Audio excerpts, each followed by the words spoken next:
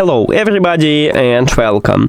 In this video I'm going to show you how to allow access to contacts and call history for your earbuds ANKER Liberty 3 Pro.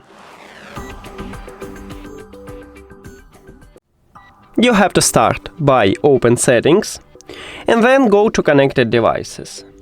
Now click the settings icon near to your earbuds as the device list and you need to scroll down. In the last line I have it, but maybe you might have this at the beginning right here. And also it called on my phone allow access to contacts and call history. On your it could be call sharing or contact sharing or maybe something another with the sharing.